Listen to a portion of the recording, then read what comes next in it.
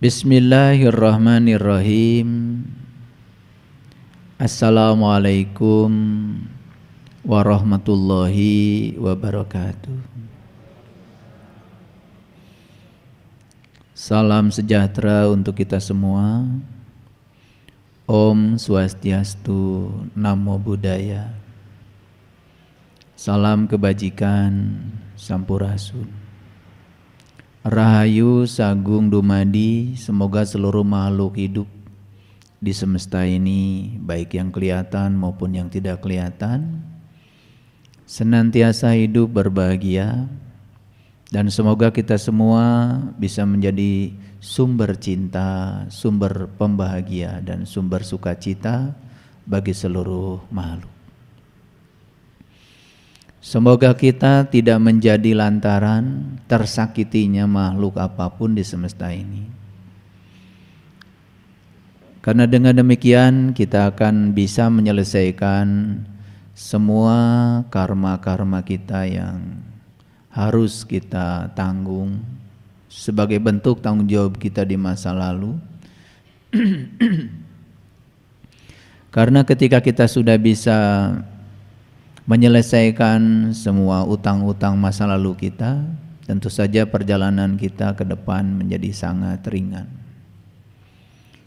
Jadi kalau hari ini ada yang sedih di ruangan ini, berarti kalian sedang hidup di masa lalu. Dan kalau hari ini ada yang takut, cemas, berarti kalian sedang hidup di masa depan. Karena sesungguhnya siapapun yang hadir di sini saat ini sekarang tidak akan sedih, tidak akan cemas. Pasti akan merasakan kedamaian yang luar biasa. Karena masa depan dan masa lalu itu sebetulnya adalah masalah psikologis. Maka sering disebut dengan waktu psikologis. Itu adalah rekaan dari pikiran kita sendiri. Kita tidak akan pernah bisa hidup di masa lalu, dan kita pun tidak akan pernah bisa mengubah masa depan karena masa depan itu belum terjadi. Bahkan masa depan itu tidak ada. Yang nyata sekarang di hadapan kita adalah saat ini, sekarang. Oleh karena itu yang disebut dengan sadar itu hadir di sini saat ini sepenuhnya. Sadarilah kita sekarang sedang duduk, sadarilah kita sedang mendengar, sadari kita sedang melihat, sadari sekarang kita sedang bernafas. Sadari aja itu. Pikiran kita akan menjadi damai. Karena kita itu sering sekali membiarkan pikiran itu menarik-narik ke masa depan. Sedang sarapan pagi pun, ya, kita tidak sedang makan nasi, tidak sedang makan roti, kita sedang makan rencana-rencana kita. Karena tepat saat kita sedang makan, pikiran sudah berjalan ke kantor, pikiran sudah berjalan kemana. Itulah yang sering kita tidak sadari. Mari kita hadir di sini saat ini sekarang. Sadari semua hal yang sedang terjadi di depan mata kita. Karena itulah sumber kebahagiaan kita. Para sahabat, di depan ini saya sudah menampilkan satu ayat sebagai pembuka untuk kajian kita hari ini. Bisa dilihat ya dari belakang. Ini Quran surat Al-Ankabut surat ke-29 ayat 43. A'udzubillahi minasyaitonirrajim. Bismillahirrahmanirrahim. Wa tilkal amsalu nadribuha linnas wa ma ya'qiluha illal alimun. Dan perumpamaan-perumpamaan ini kami buat untuk manusia, Dan tidak ada yang dapat memahami perumpamaan ini kecuali orang yang berilmu. Saya sudah membaca banyak kitab suci dari berbagai tradisi, berbagai keyakinan. Ternyata hampir semua kitab suci isinya itu adalah perumpamaan. Bahkan di sana banyak sekali kode-kode rahasia yang harus dipecahkan.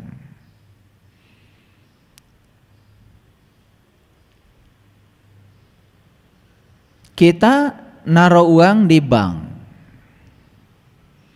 Tentu saja kalau kita ingin mengambil uang kita di bank lewat ATM, ada kode rahasianya. Dan kode rahasia itu bersifat pribadi, hanya kita yang tahu. Dan kalau kita lupa kode rahasianya, maka kita tidak punya akses lagi, apalagi mengambil uang kita. Begitu bukan? Jadi ternyata sesuatu yang berharga selalu diletakkan di tempat yang rahasia. Dan yang bisa menjangkaunya hanya orang-orang tertentu yang berhak untuk mengaksesnya. Saya menggunakan internet banking. Saya menggunakan mobile banking. Bahkan kalau pakai internet banking, itu ada tokennya. Begitu kita transaksi, itu keluar ya tokennya. Seperti kita mau bayar listrik yang pakai token itu. Kan biasanya setelah kita transaksi keluar tuh dari PLN token yang harus kita masukkan di KWH meter supaya itu bisa masuk pulsanya. Ini adalah pelajaran yang sangat luar biasa, sudah menjadi keseharian kita, bahwa segala hal yang berharga ternyata hanya bisa diakses oleh orang-orang tertentu, dan untuk mengaksesnya kita harus pakai kode rahasia yang disebut dengan PIN. Betul? Jadi ternyata ilmu juga seperti itu. Jadi kalau di Quran surat Al-Isra ayat 14 yang sering saya sampaikan, Allah menyatakan Iqra kitabaka, bacalah kitabmu. Jadi yang harus dibaca itu bukan kitab yang lain, tapi kitabmu. Kafa binafsika al-yauma 'alaika hasiba, dan siapa yang bisa membaca kitab dirinya, maka dia bisa melakukan proses muhasabah pada dirinya. Nah, selama ini kita terlalu banyak dan disibukkan untuk membaca kitab lain yang bukan kitab pribadi kita. Karena sampai hari ini kita tidak tahu kode rahasia untuk membongkar ya harta karun yang tersimpan dalam kitab sejati kita sendiri. Dan ini dianggap sepele. Banyak sekali bahasa-bahasa siloka dari leluhur kita, tanda-tanda yang diwariskan kepada kita, karena ternyata leluhur kita juga berbicara kepada kita menggunakan bahasa siloka, menggunakan bahasa amsal, menggunakan bahasa perumpamaan. Dan ternyata Allah pun di Quran mengatakan watilkal amsalu nadribuha linnas, dan perumpamaan ini aku buat untuk manusia, untuk seluruh manusia.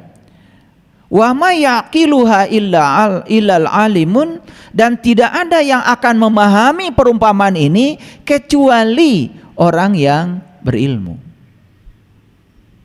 Nah, kita selama ini mengartikan orang yang berilmu adalah orang yang banyak knowledge-nya, yang banyak hafalannya. Ilmu itu bukan hafalan. Hafalan itu tidak akan menolong kita. Hidup kita tidak bisa diselesaikan dengan hafalan. Hidup kita itu hanya bisa diselesaikan dengan keterampilan hidup. Jadi kalau ilmu itu tidak membuat kita menjadi terampil, terutama terampil dalam menyelesaikan masalah hidup, ilmu itu nggak ada gunanya. Makanya ilmu itu bukan hanya diamalkan, tetapi ilmu itu harus diasah. Contoh sederhana, leluhur kita mengatakan ya bahwa jalan keselamatan itu namanya jalan Shiratal Mustaqim. Ada bahasa silokanya. Shiratal Mustaqim itu rambut dibelah 7. Nah, orang-orang yang dangkal pengetahuannya, dia menangkap rambut dibelah 7 itu yang namanya rambut ya ini, satu helai. Dibelah 7 ya dibelah menjadi 7. Dan itu dianggap sebagai jembatan. Jadi kalau kita jatuh di jembatan itu, jelas yang salah yang buat jembatan, kekecilan. Padahal itu siloka sebetulnya. Itu bahasa amsal, bahasa perumpamaan. Ternyata begitu kita bongkar rahasianya sedikit saja ke dalam, Quran memberikan sedikit ya petunjuk. Sedikit petunjuk. Ihdinas syiratal mustaqim, tunjuki aku ke jalan yang lurus. Jadi syiratal mustaqim itu ternyata syiratal ladzina an'amta alaihim, jalannya orang yang diberi nikmat. Jadi sudah bergeser dari siloka tadi. Karena kita membayangkan syiratal mustaqim itu adalah secara fisik, rambut dibelah 7. Ternyata di Quran syiratal mustaqim itu adalah jalannya orang yang diberi nikmat. Kan sudah bergeser itu. Dari yang bersifat fisik kemudian menjadi pengertian. Apakah sampai di situ sudah selesai? Belum selesai. Ada pertanyaan lanjutannya. Siapa orang yang diberi nikmat itu? Quran ngasih lagi penjelasan. Orang yang diberi nikmat itu cuma 4. 1 para nabi, 2 para siddiqin, 3 para syuhada, dan 4 para solihin. Jadi yang diberi nikmat itu cuma 4. Para nabi, para siddiqin, para syuhada, para solihin. Gak ada orang kaya di situ. Gak ada miliarder di situ. Gak ada triliuner di situ. Tidak ada orang yang banyak tanahnya di situ. Tidak ada orang yang banyak sawahnya di situ. Tidak ada orang yang banyak duitnya di situ. Gak masuk. Kalau begitu ada pertanyaan lanjutan. Kalau begitu nikmat itu apa? Saya kemarin makan di restoran, nikmat sekali. Hati-hati. Itu nikmat atau enak? Karena nikmat dengan enak itu beda, seperti senang dan bahagia. Kalau kita mendapatkan sesuatu itu namanya senang. Senang itu mendapat. Dan ketika yang didapat oleh kita hilang dan lepas, ternyata kita sedih. Itulah kebalikan dari senang, sedih. Kalau bahagia beda. Bahagia itu bukan mendapat, malah justru bahagia itu melepaskan.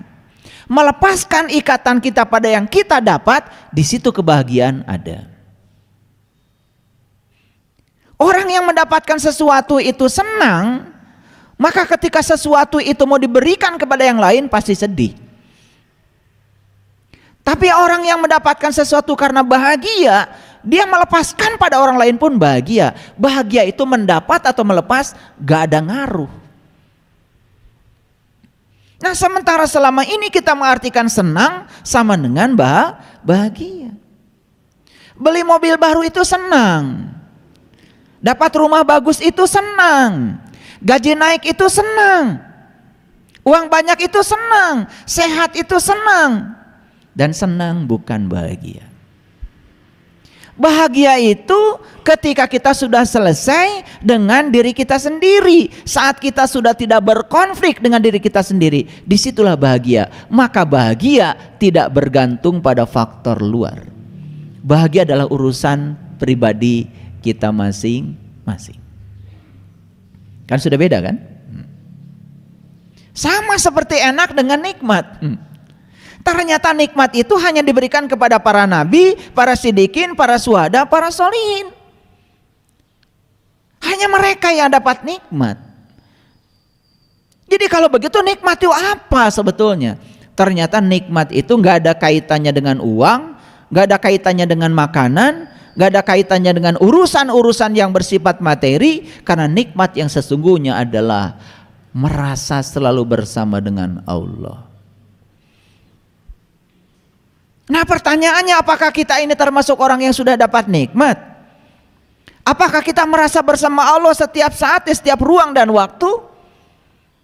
Itu kan pertanyaan lanjutannya. Nah itu makanya kode rahasianya harus dibuka. Jadi hari ini saya akan memberikan sedikit clue-nya saja. Ya, kode rahasia untuk membuka harta karun yang terpendam dalam diri. Jadi harta karun yang paling besar, harta karun yang paling berharga tidak ada kaitannya dengan uang, dengan emas, dengan berlian, tidak ada. Harta karun yang paling besar adalah yang tersembunyi dalam diri kita. Dia lebih dekat kepada kita, melampaui dekatnya urat nadi leher kita. Itu harta karun yang paling besar. Pemilik segala harta karun, pemilik segala yang ada di semesta ini. Itu sebabnya bodoh sekali kalau manusia datang kepada Allah hanya meminta ilmunya, hanya meminta hartanya, hanya meminta ampunannya. Kenapa sih datang ke Allah tidak minta Allahnya saja? Karena siapapun yang meminta Allahnya, ya dapat ampunannya, dapat kedamaiannya, dapat kesabarannya, dapat rahmatnya, dapat rahimnya, dapat semuanya. Itulah kebodohan kita selama ini. Nah sekarang gimana caranya supaya kita bisa membuka ya kode rahasia yang tersimpan dalam diri, dan kalau itu terbuka kode rahasia itu, kita akan mengalami kehidupan yang tanpa batas dalam segala dimensi kehidupan. Kan saya sering memberikan ilustrasi. Kenapa Pandawa itu menang ketika perang melawan Kurawa? Satu rahasianya. Guru mereka sama-sama Sri Krishna, sama gurunya, sama Krishna gurunya. Tapi saat mereka sebelum berperang datang kepada Sri Krishna, yang diminta oleh Kurawa itu adalah senjata dan tentara. Tapi yang diminta oleh Pandawa, Krishnanya. Kurawa itu melambangkan orang yang sudut pandangnya itu selalu silau dengan materi. Dia melihat seakan-akan tentara dengan senjata kalau dikuasai oleh dirinya dia akan menang perang. Tapi pihak Pandawa melihat sesuatu yang berbeda. Dia tidak lihat harta, dia tidak lihat yang lain. Yang dia lihat adalah pemilik hartanya. Yang dia lihat adalah pemilik senjatanya. Siapa? Krishna. Pinter gak itu? Pinter. Karena sekalipun tentara dikuasai Kurawa, senjata dikuasai Kurawa, tombolnya dikuasai Krishna. Kalau tidak ada komandan dari Krishna, nggak bisa semuanya berdaya. Makanya perang Baratayuda itu dimenangkan oleh Pandawa, karena Pandawa itu saat datang pada Krishna tidak meminta apapun kecuali minta supaya Krishna menjadi saisnya. Dan berdiri ya di keretanya Pandawa di depan. Siapa yang mau nembak Pandawa? Krishnanya di depan. Tentara sana kan bawahannya Krishna. Jadi kenapa selama ini perang Baratayuda di sini kalah? Kenapa kalah? Karena kita menggunakan sesuatu yang ecek-ecek dalam diri. Pernah nggak kita berdoa kepada Allah? Ya Allah, cukuplah Engkau, ya Allah, cukup Engkau. Doa kita panjang, minta ini, minta itu, tetek bengek. ya teteknya ya bengeknya.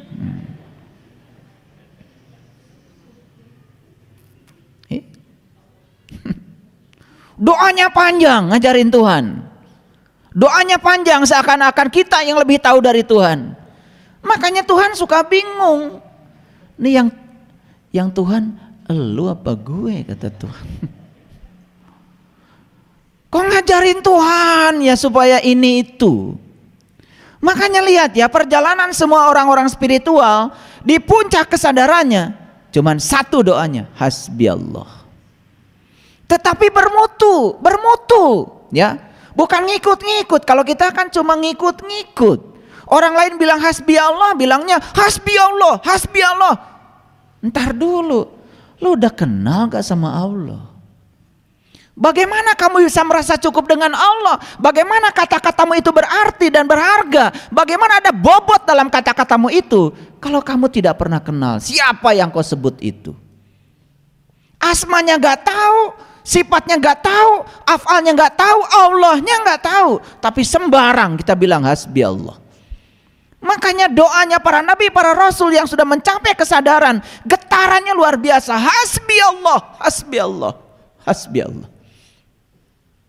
Karena saat mengucapkan itu, antara pikiran, kata dan tindakannya itu selaras.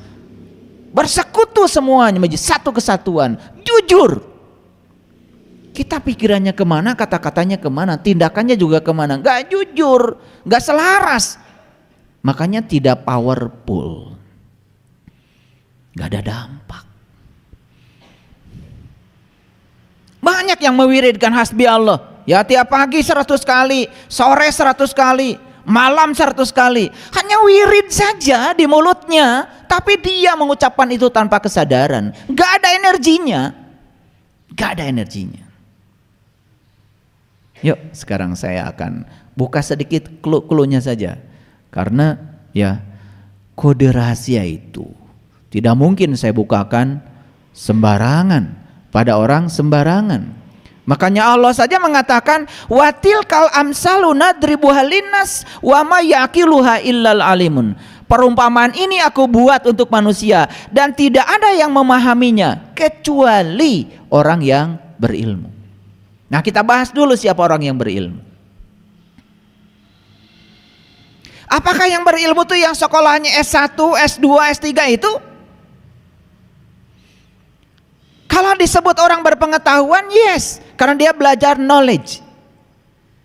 Apakah mereka yang sekolah tinggi itu punya keterampilan menyelesaikan masalah dalam hidup? Belum tentu. Apakah mereka punya kesadaran untuk bisa menerima apapun yang terjadi dalam hidup apa adanya? Belum tentu. Yang ada apa?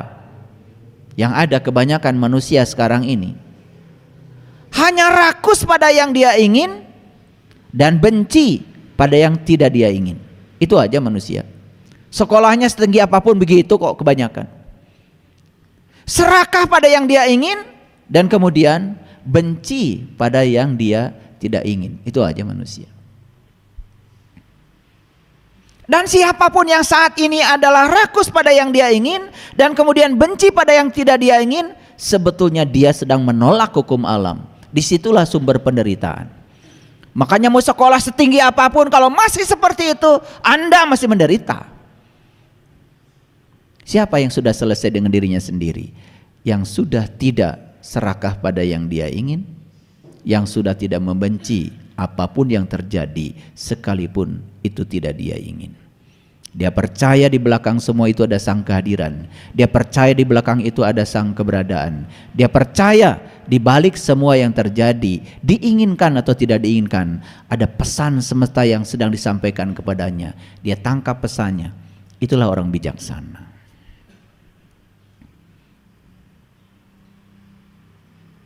Jadi siapa yang berilmu itu? Mari kita runut ke belakang, ya. Kita runut ke belakang. Apa sih ilmu yang diajarkan Allah pada Nabi Muhammad? Apa sih ilmu yang diajarkan Allah kepada para nabi, para rasul yang lain? Apa? Ilmu apa? Karena kalau kita berbicara ilmu banyak, ada matematika, ada fisika, ada kimia, belum lagi ada teknik. Betul? teknik pun macam-macam. Wah, banyak. Yuk kita lihat. Di Quran kan Allah berfirman sederhana sekali. Laqad kana lakum fi Rasulillah uswatun hasanah. Udah pada hafal. Karena tiap tahun jadi panitia muludan. Hafal ayat itu. Ya, hafal. Sesungguhnya pada diri seorang utusan Tuhan itu ada uswatun hasanah. Uswatun hasanah itu adalah teladan yang sempurna. Itulah sesungguhnya info dari Allah. Itu adalah kode rahasia. Teladan yang sempurna tentang apa? Liman kana yarju. Liman kana yarjullah. Yarju, roja, itu artinya berharap. Bagi orang yang berharap Allah, bagi orang yang ingin jumpa dengan Allah, bagi orang yang ingin merasakan kehadiran Allah, itu ilmunya. Dan kalau Anda mendapatkan itu hari ini, di sini saat ini, wal yaumal akhir wa zakarallaha katsira. Tahu yaumal akhir? Tahu yaumal akhir? Kalau di Quran ada yaumal akhir, selalu saja kita berbicara hari kiamat.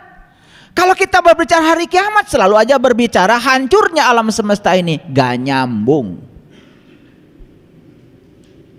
Kiam itu artinya bangkit. Jadi hari kiamat itu bukan hari hancurnya alam semesta.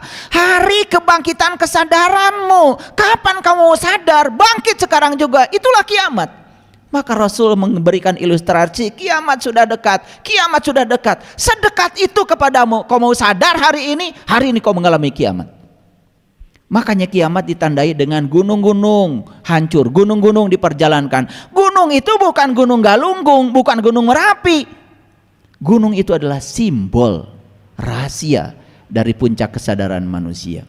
Makanya ketika kiamat terjadi, hari kebangkitan di sini terjadi. Bangkit dirimu dari kesadaran, bangkit dirimu dari tidur panjangmu, bangkit dirimu dari lupamu pada jati dirimu. Hari ini akan mengalami kiamat yang sebenarnya. Jadi apa wal yaumal akhir itu? Yaumal akhir itu adalah hari kemudian. Catat. Apa? Hari kemudian tahu? Masih bingung juga. Hari kemudian itu adalah hari setelah hari ini. Gitu aja kok. Cuman kita selama ini begitu dengar yaumal akhir, selalu saja nanti. Yaumal akhir nanti.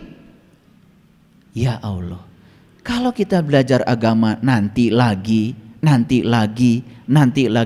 terus sekarang kamu mau apa? Waktu yang sesungguhnya punya kamu itu di sini, saat ini, sekarang. Itu yang nyata. Nanti itu belum ada. Nanti di masa depan belum ada dan belum tentu terjadi pada dirimu. Siapa yang menjamin kalian bisa hidup sampai besok?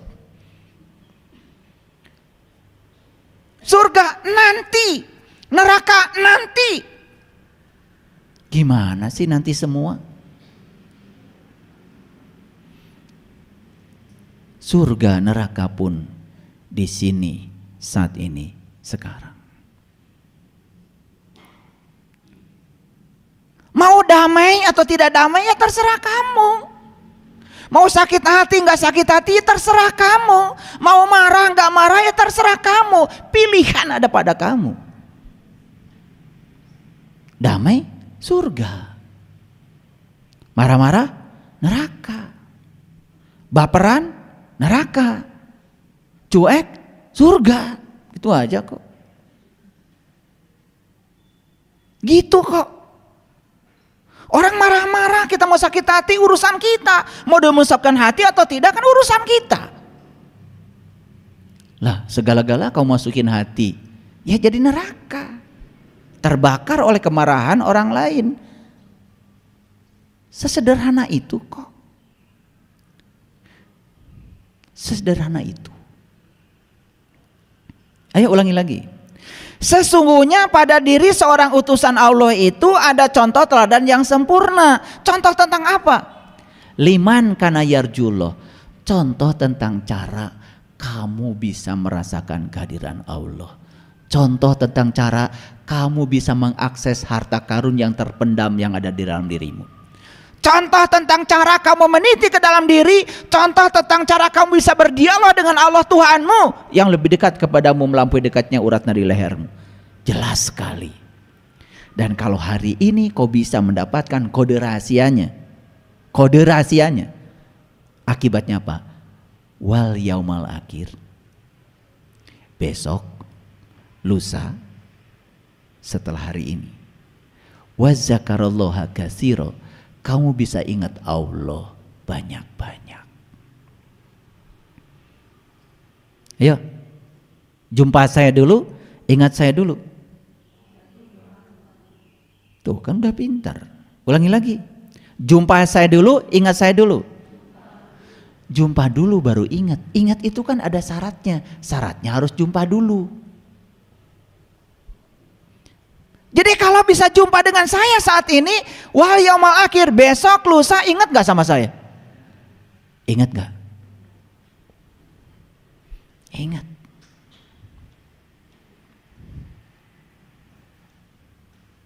Kecuali yang amnesia.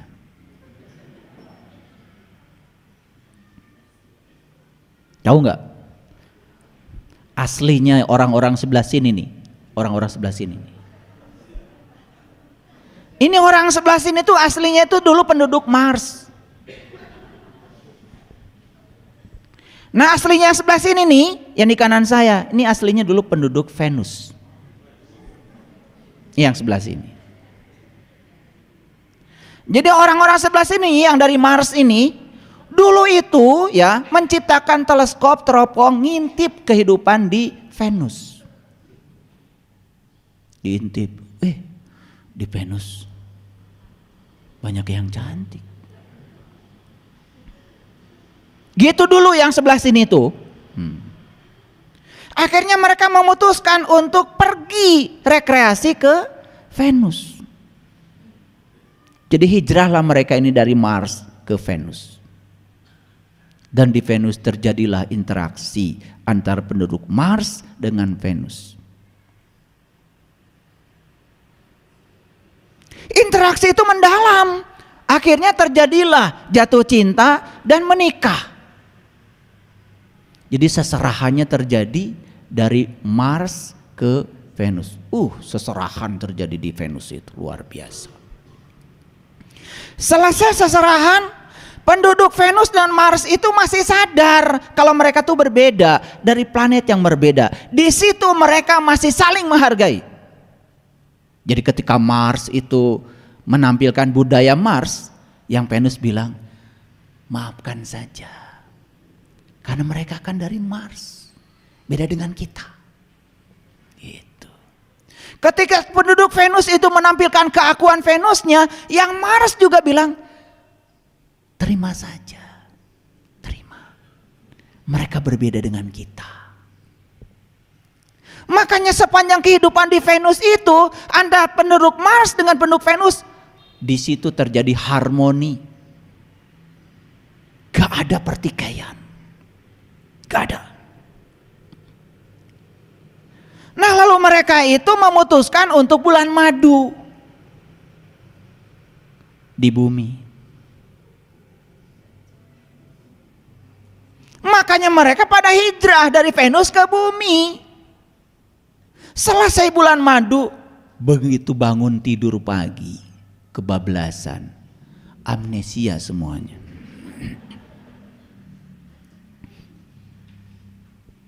Mereka lupa kalau mereka dari planet yang berbeda. Karena amnesia, disitulah mereka mulai saling memaksakan perbedaan. Suamiku harus seperti yang aku mau. Istriku harus seperti yang aku mau. Pertikaian tidak bisa dielakkan lagi sampai sekarang.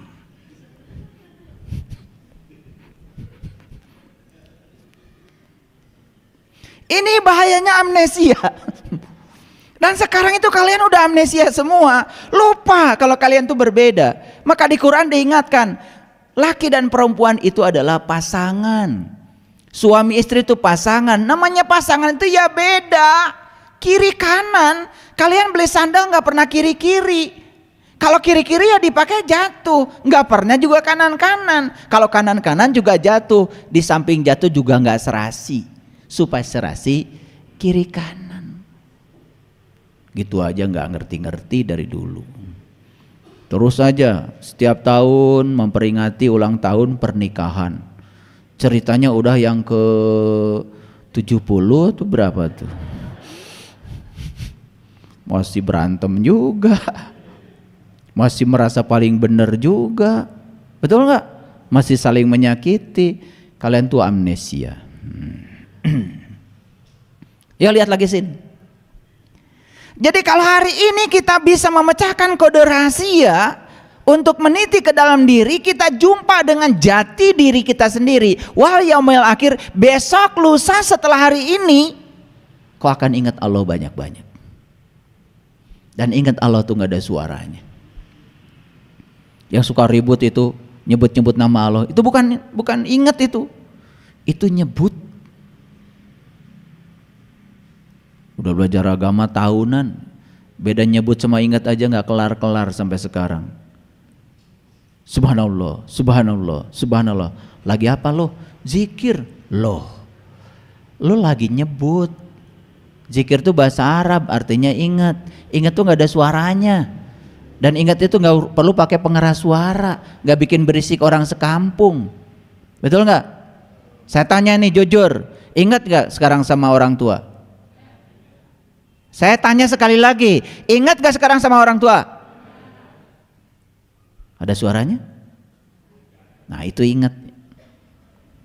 Gitu aja dari dulu gak bisa-bisa. Makanya di Quran tidak ada perintah nyebut nama Tuhan, gak ada. Di Quran cuma ada perintah fazkurullah zikran kasir. Ingatlah Allah, ingat Allah dengan ingat yang sebanyak-banyaknya. Bahkan berdiri, duduk, berbaring kau harus ingat kepada Allah. Maka di Quran dikatakan yang namanya ulul albab itu adalah allazina yazkurunallaha qiyaman wa qu'udan wa ala junubihim. Orang yang ingat Allah, berdiri, duduk dan berbaring. Bahkan saya sekarang sedang bicara, saya tidak bisa melupakan dia. Gak bisa saya. Dia pengen nangis. Gak bisa. Bayangkan kalau mengingat Allah itu harus selalu nyebut. Bayangkan. Gimana kalian bisa menyelesaikan pekerjaan? Bagaimana kalian bisa berkarya di semesta ini? Padahal kita diutus ke semesta ini untuk memayu hayuning bawono. Untuk mempercantik semesta yang sudah cantik ini.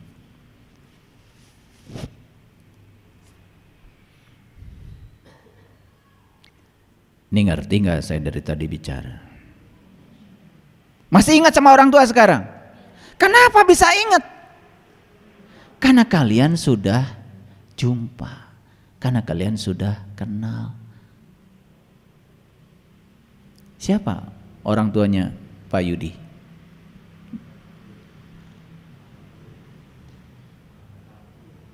Kurang jelas. Tolong diperjelas. Kabul. Pak Kabul. Nenek saya belum pernah ketemu nih sama Pak Kabul. Saya pengen ingat sekarang. Kabul. Ingat gak saya? Ngerti maksud saya? Gimana caranya supaya saya ingat sama Pak Kabul? Ya ketemu. Gitu aja kok. Repot. Nah, lihat saya sekarang. Jadi ilmu yang diberikan kepada para nabi, para rasul itu adalah kode rahasia untuk meniti ke dalam diri. Nah, kenapa harus pakai rahasia? Kenapa pakai kode? Loh, sesuatu yang berharga tadi tidak mungkin dibukakan kepada orang sembarangan. Dan siapapun yang yang memiliki akses, berhak untuk mengakses itu, pasti ketemu loh kodenya. Nih yang sudah tahu kode rahasia meniti ke dalam diri, teruskan. Awas, kode itu jangan disimpan sembarangan. Nanti kalau kode ATM-mu disimpan sembarangan, ya habis tuh duitmu. Jaga. Yang belum tahu kodenya ya udah lupa. Buru-buru. Daftarkan ulang. Registrasi biar ketemu kode yang baru. Ada yang sudah dapat kode tapi bertahun-tahun gak pernah dipakai, lupa sekarang. Duh, gak bisa ambil uang. Buru-buru daftar lagi. Disitulah pentingnya para guru, disitulah pentingnya para utusan, disitulah pentingnya para penuntun jalan. Tugas mereka itu cuman mengingatkan kode rahasia itu pada setiap orang. Nih yang sudah pada lupa kode rahasianya, ntar saya ingetin. Gitu aja kok. Nah kalau kita sudah tahu kode rahasianya, masuknya itu mudah. Jadi yang bilang sulit itu karena nggak tahu. Makanya Allah bilang, segala sesuatu aku sampaikan kepada manusia dengan perumpamaan. Tetapi bagi mereka yang sudah tahu ilmunya, tidak ada perumpamaan. Semua akan berubah menjadi kenyataan. Sekarang saya tanya dulu, kalian mau perumpamaan apa kenyataan? Perumpamaan apa kenyataan? Nanti seumpama sudah selesai pengajian ini, semua dari ujung sana sampai ujung sini, pulangnya saya bagi uang, satu orang 10 miliar.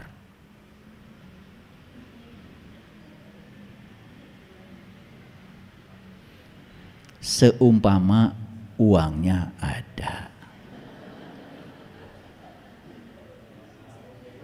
Ya, gimana saya? Saya akan bikin umpama baru lagi untuk saya. Nah kita ini selama ini hidup di alam perumpamaan, tetapi kita mengklaim seakan-akan kita sudah hidup di alam kenyataan. Lupa bahwa kita belum tahu cara membedakan mana perumpamaan, mana kenyataan. Betul kan? Iya. Nanti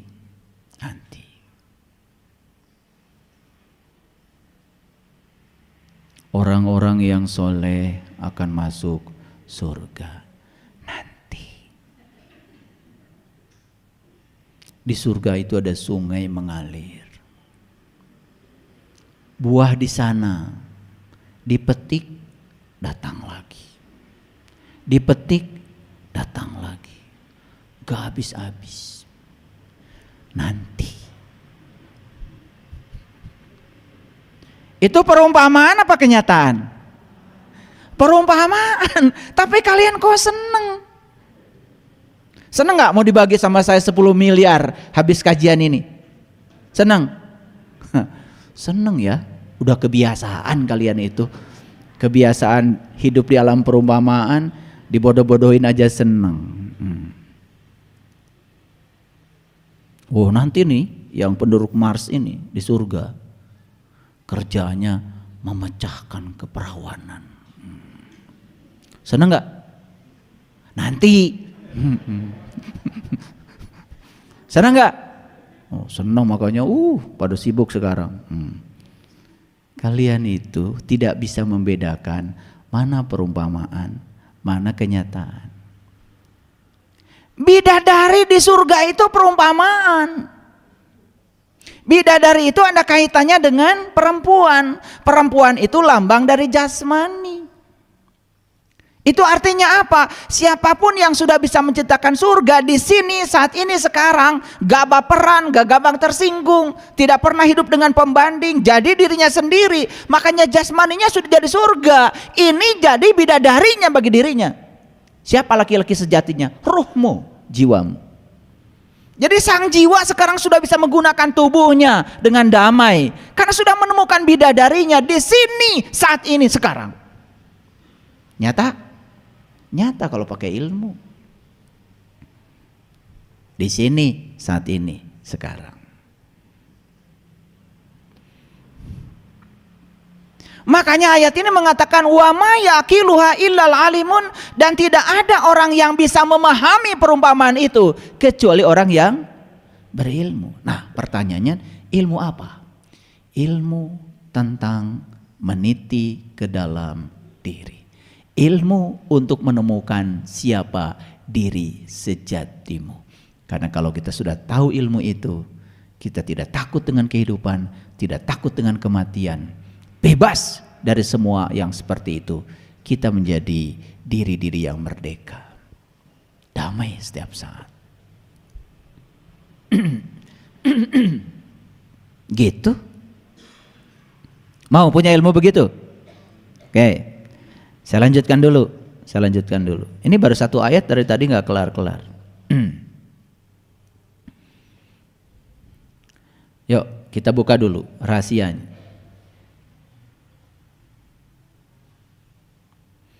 Makanya Quran surat pertama apa? Al-Fatihah. Tahu artinya Al-Fatihah?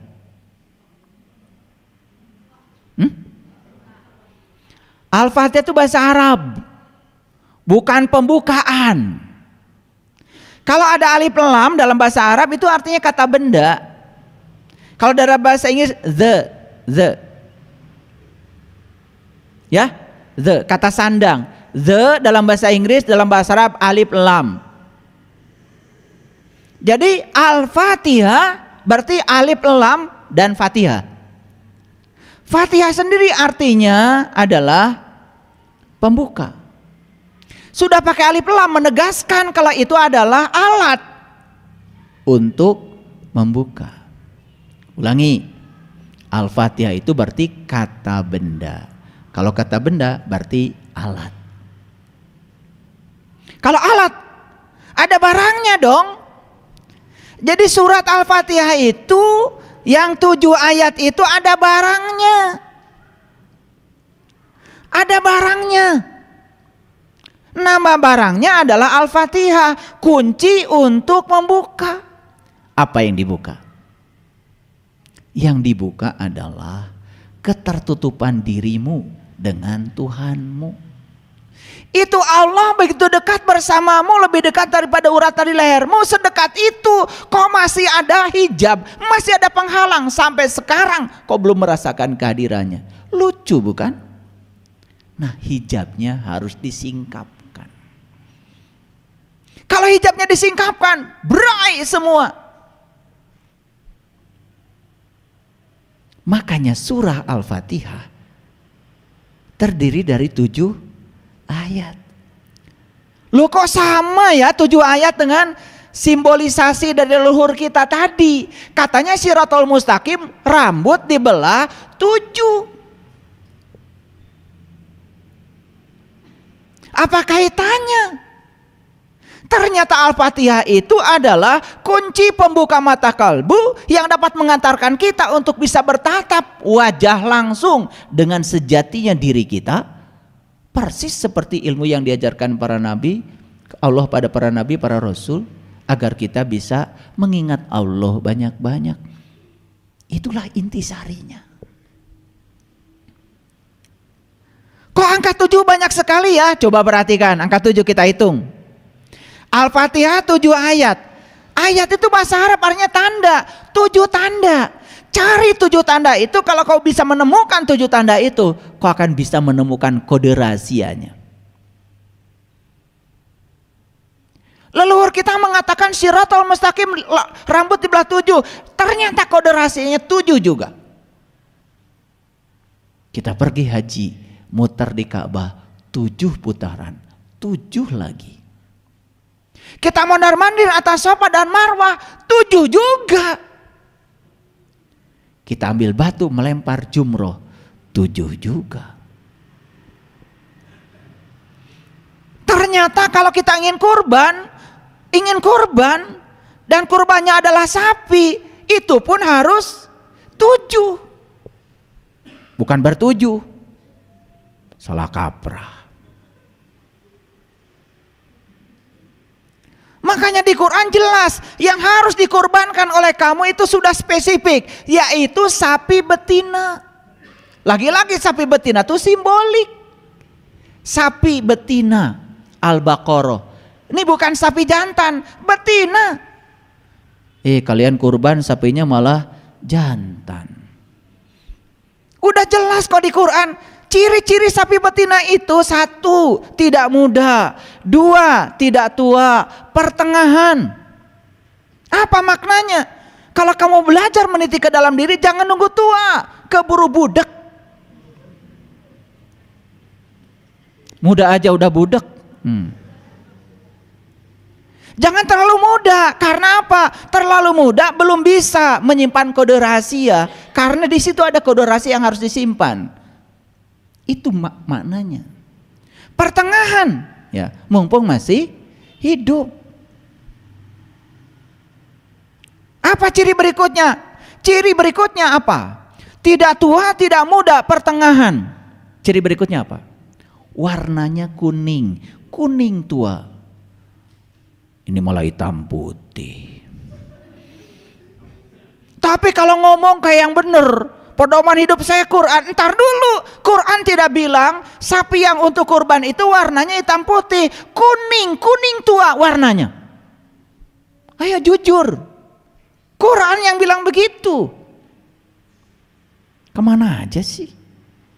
Karena kamu bacanya Arab terus. Setelah itu ngikutin orang. Apa kata orang yang diikuti? Walaupun tidak jelas. Padahal itu adalah perumpamaan. Udah berapa cirinya? Tidak tua, tidak muda, pertengahan. 3. Kuning, kuning tua warnanya. Itu menceritakan spektrum kulit manusia. Jelas berarti sapi betina itu mengarah kepada kendaraan yang disiapkan Tuhan untuk memperjalankan sang jiwa kepada Tuhan. Mana kendaraan itu? Tubuh kita. Makanya tubuh manusia adalah kitab suci tertua yang diciptakan Tuhan dengan tangannya sendiri. Dari ujung rambut sampai ujung kaki, di situ ada kode rahasia yang harus kalau pecahkan. Dunia sains sudah membuktikan sekarang. Tubuh tersusun dari sel. Sel tersusun dari DNA. Ternyata satu DNA bisa menyimpan 3 miliar kode rahasia. Sekarang kalau 100 triliun sel dalam tubuh kita, 100 triliun kali 3 miliar. Berapa banyak data yang harus kita baca dalam tubuh kita. Dan selama ini kau tidak pernah membacanya. Padahal di Quran jelas, Iqra kitabaka, Iqra kitabaka. Baca data itu ada pada dirimu. Dari ujung rambut sampai ujung kaki ada data yang harus kau baca. Kalau kau bisa membacanya, pintar kamu. Selama ini mata kita keluar terus, tidak pernah ke dalam. Padahal perintah di Quran, Iqra kitabaka, baca kitabmu, baca kitabmu. Di situ ada sejumlah data dan informasi yang harus kau tahu.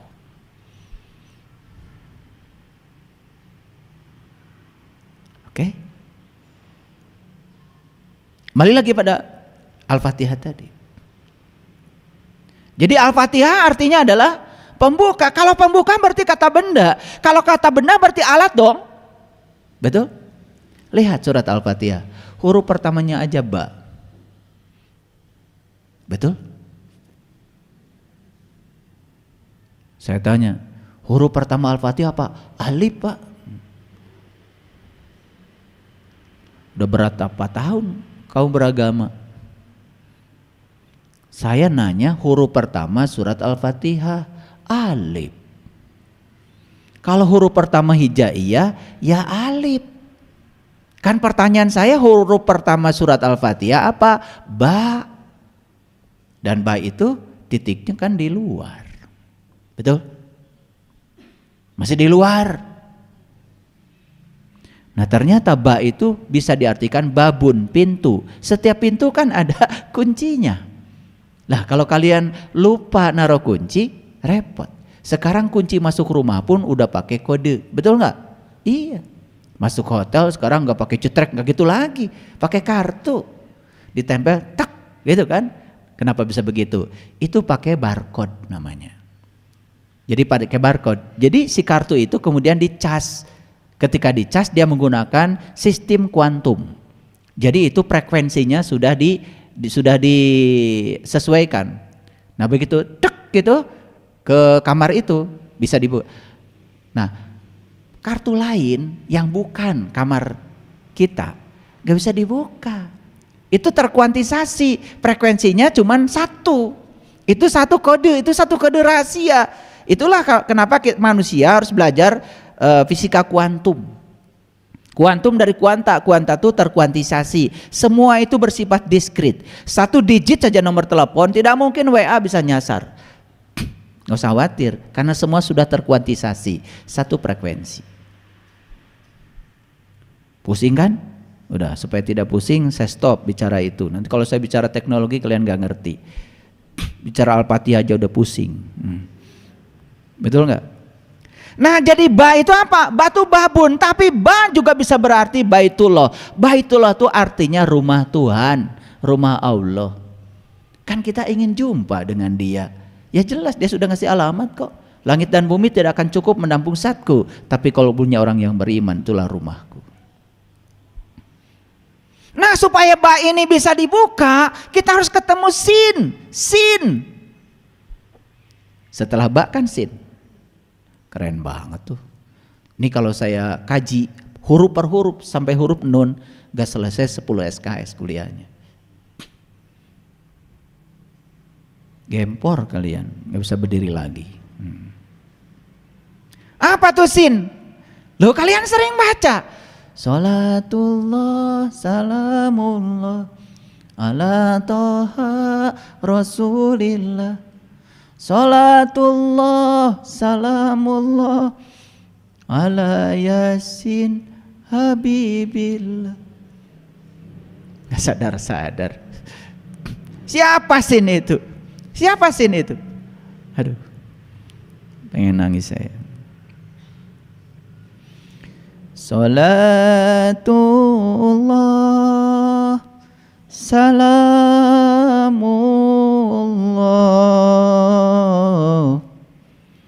ala toha rasulillah.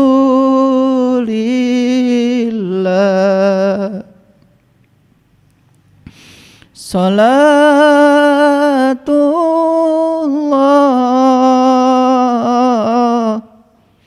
salamullah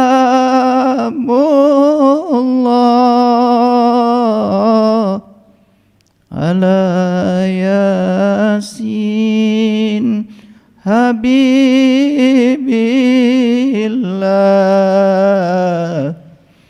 ala yasin habibillah.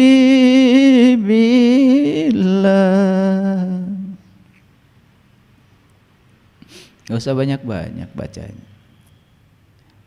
Kita minta kepada Allah, ya Allah sambungkan aku dengan Toha, sambungkan aku dengan Yasin, Siapa Yasin? Habibillah, orang yang sudah dicintai Allah.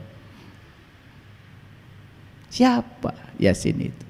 Yasin itu adalah para rasul, para nabi. Itulah utusan Tuhan yang akan membantu kamu membuka kode rahasia tentang ba. Makanya ba ini tidak akan bisa dibuka kode rahasianya kalau kau belum ketemu dengan sin. Begitu ba dibuka, begitu kodenya, aksesnya sudah kau dapatkan dari sin, dari toha. Berikutnya apa? Kau akan dapat mim. Mim itu adalah ma'rifat, mengenal. Siapa yang kita kenal? Allah Ar-Rahman Ar-Rahim. Lengkaplah surat Bismillahirrahmanirrahim. Ba sin mim Allah Ar-Rahman Ar-Rahim. Sampailah pada dia. Sampailah pada sifatnya dia. Kenapa? Kalian tidak akan pernah merasakan hangatnya api kalau kalian tidak pernah menyentuhnya. Dan kalian tidak akan pernah merasakan sejuknya air kalau tidak pernah menyentuhnya. Kalian tidak akan pernah merasakan Allah dari tulisan Allah. Kalian tidak akan pernah merasakan Allah dari sebutan Allah. Kalian hanya akan bisa merasakan Allah dari Allahnya itu sendiri. Terus ya, begitu kita sudah buka ba, kita sudah dapat kode rahasia dari sin, kita sudah dapat mim, kita sudah sampai kepada Allah Ar-Rahman Ar-Rahim. Sifatnya menjadi sifat kita. Kita sampai pada sumbernya cinta. Begitu kita sampai pada sumbernya cinta, maka kita mulai bisa mencintai. Berhenti kita ingin dicintai, berhenti merengek-rengek untuk diperhatikan orang. Karena apa? Alhamdulillahi Rabbil Alamin. Karena segala puji habis buatmu ya Allah.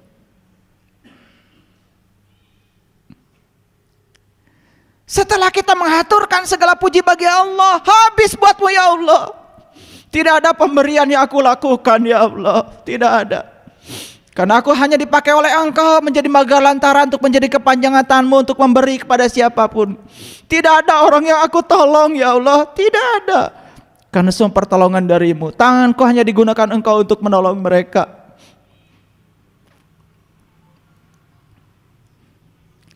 Hilang semua perasaan diri kita berjasa, hilang semua. Disitulah kita bisa memasuki rasa Alhamdulillahi Rabbil Alamin. Karena Engkau adalah Rabb, Engkau adalah keberadaan, Engkau adalah kehadiran. Kehadiran-Mu di setiap ruang dan waktu cukup membuat segala sesuatu itu terjadi. Tidak ada satu peristiwa pun di semesta tanpa kehadiran-Mu ya Allah. Tidak ada. Maka aku tidak bisa menolak apapun yang terjadi. Karena semua terjadi karena kehadiran-Mu. Semua terjadi karena ada keberadaan-Mu di belakangnya.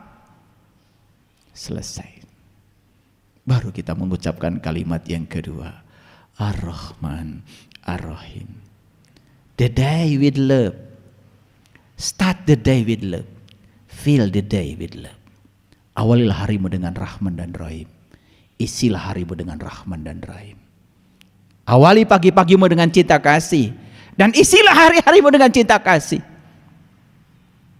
Ketika bangun tidur, katakan pada dirimu, Tuhan, terima kasih atas hadiah kehidupan yang masih Engkau titipkan padaku. Jangan pernah ada satu orang pun yang berkurang kebahagiaannya ketika bertemu dengan aku. Jangan pernah ada orang yang terluka hatinya ketika bertemu dengan aku. Izinkan aku menjadi sumber cinta-Mu, izinkan aku menjadi sumber sukacita-Mu, izinkan aku menjadi sumber kedamaian ya Allah. Kemanapun aku pergi, mereka mendapatkan kebahagiaan dengan kedatanganku. Start the day with love. Fill the day with love. Isilah hari-harimu dengan cinta. Hadiah dari cinta, hadiah dari mencintai adalah dicintai. Apa yang akan terjadi setelah itu? Kalian akan berkelimpahan. Kalau hari ini kalian makan pun masih susah. Kalau hari ini uang pun masih sulit datang. Kalau hari ini semua teman-teman baik menjauh dari kamu. Kalau kali ini orang tidak merindukan kamu. Tanyalah pada dirimu. Ada apa dengan diriku?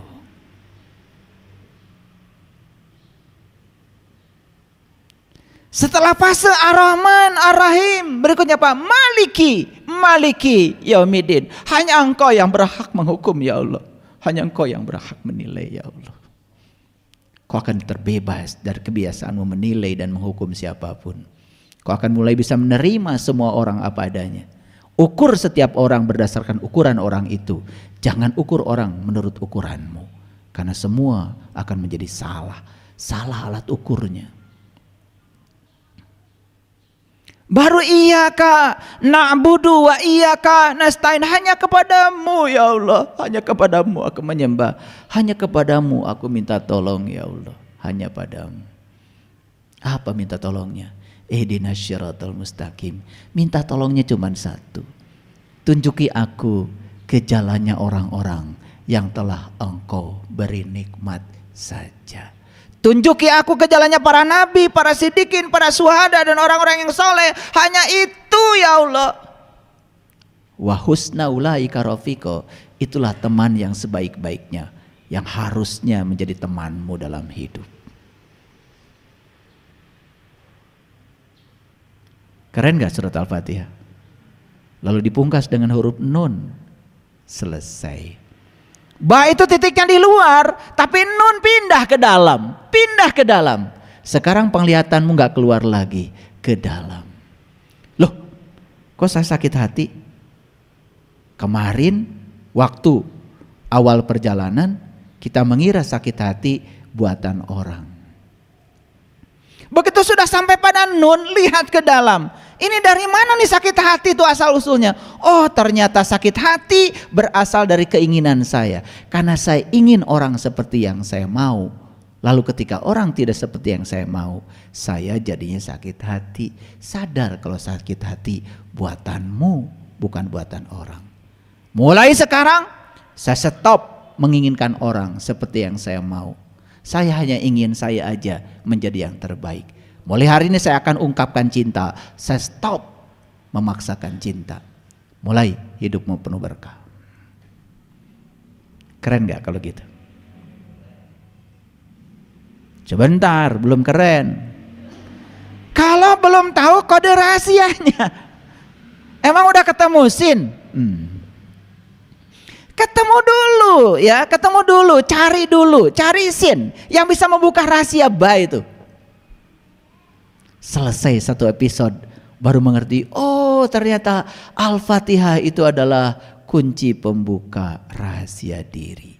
Oh ternyata angka 7 sudah aku temukan dalam diriku. Oh ternyata di balik angka 7 disitulah kode rahasianya. Makanya Isra Mi'raj tanggal 27, 7 belakangnya. Betul? Iya. Quran surat Al-Isra 17, 7 juga belakangnya. Salat berjamaah 27, 7 juga belakangnya. Luar biasa ya. Kalian taunya jamaah itu kalau kalian ngumpul di masjid aja. Itu juga jamaah secara syariat, tidak salah. Tapi ada jamaah yang lebih keren lagi.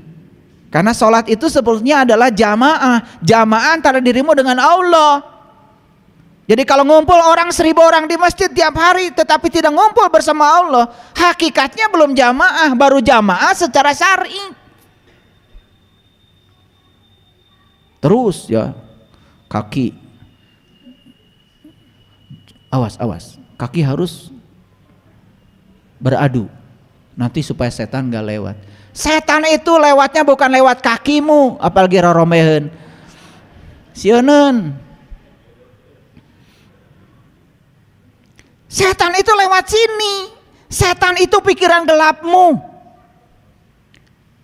Saat kamu sudah memutuskan nanti malam akan tahajud, kemudian nanti malam sudah bangun, alarm sudah bunyi, kemudian tanganmu kan yang menyetop alarm. Tangan siapa itu?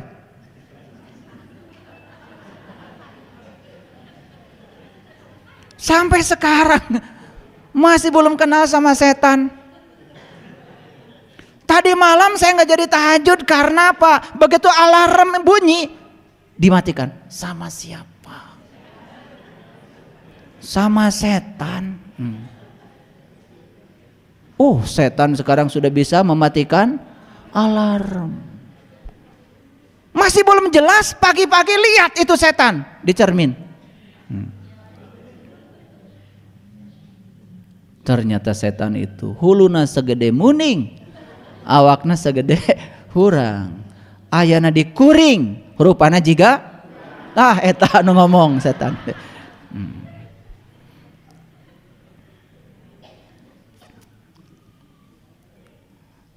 Lanjut.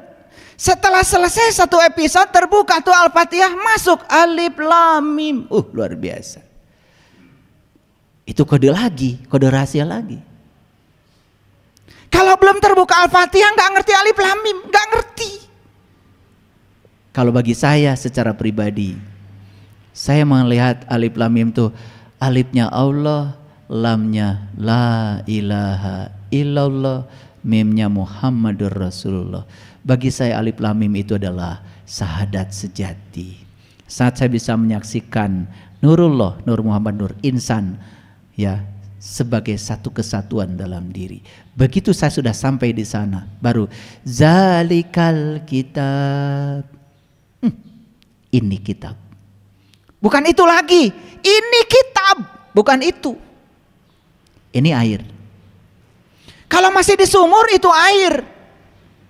Kalau masih di sana itu air. Tapi kalau sudah dekat kan bukan itu, ini.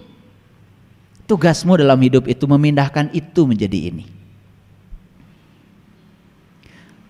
Makanya zalikal kitab, asalnya itu kitab harus dirubah menjadi ini kitab. Kitab yang mana? Kitab sejati yang ada pada diri. La raiba fi, tidak ada lagi keraguan. Hudal lil muttaqin, dan menjadi petunjuk bagi yang bertakwa. Siapa yang bertakwa? Yang sudah mengambil janji mengangkat gunungnya, ditunjukkan sesuatu di gunungnya, ingat apa yang Allah tunjukkan, itulah takwa. Versi Quran. Surat Al-Baqarah ayat 63. Bagi yang bertakwa, berikutnya apa? Allazina yu'minuna bil ghaib. Indah. Mulai kalian bisa mengimani yang gaib. Kenapa? Yang gaib sudah nyata dalam dirimu. Kalau masih gaib, gimana bisa iman?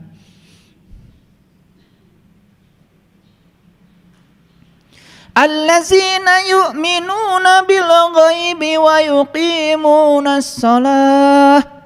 Setelah kau bisa mengimani yang gaib, karena yang gaibnya sudah nyata dalam dirimu, kau sudah menyaksikannya, maka barulah kau bisa mendirikan sholat. Sholatnya jadi khusyuk, sholatnya jadi bisa mengingat kepada Allah. Keren banget.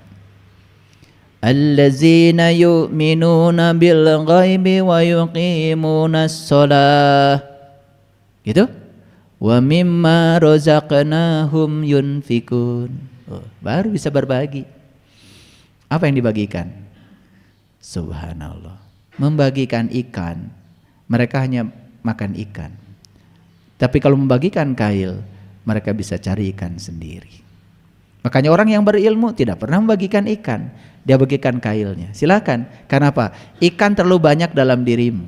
Maka di Quran surat Al-Kahfi itu cerita tentang laut dan ikan luar biasa. Dalam dirimu ada laut yang sangat luas, dalam dirimu juga ada ikan. Dan ikan itu bersembunyi di balik batu. Itu kata surat Al-Kahfi. Di mana batunya? Temukan Hajar Aswad dalam dirimu. Di situ bersembunyi. Ada kode rahasia lagi. Tetapi jangan khawatir, karena kode ini sudah aku berikan kepada mereka yang berilmu. Wa tilkal amsalu nadribuha linnas wa ma yaqiluha illal alim. Terus sampailah di Quran surat An-Nas, kebuka semua rahasianya. Luar biasa enggak? Gitu enggak ngaji selama ini?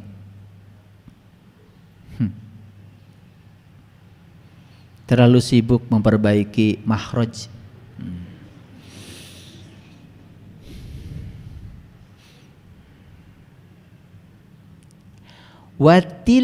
Watilkal amsal sa.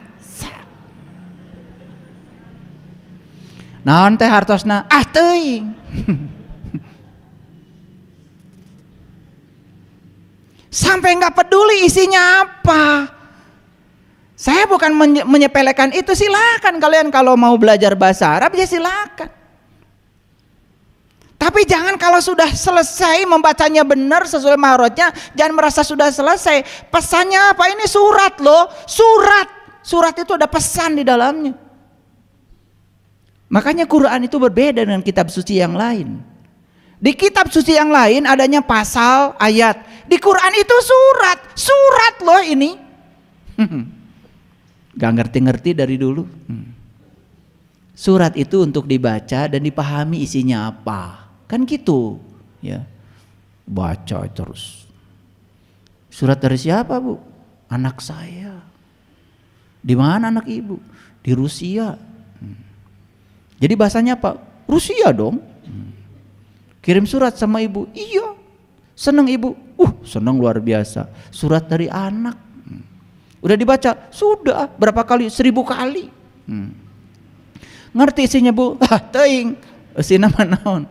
Padahal beritanya anaknya kecelakaan di Rusia. Karena nggak bisa baca, bungah we. Dasar. Paham maksud saya? Oke. Banyak kalau gitu kode rahasia harus dibuka. Nah sekarang saya mau kasih tahu. Orang bisa baca DNA, ada kodenya? Ada. Sekarang ya di pemerintah ada khusus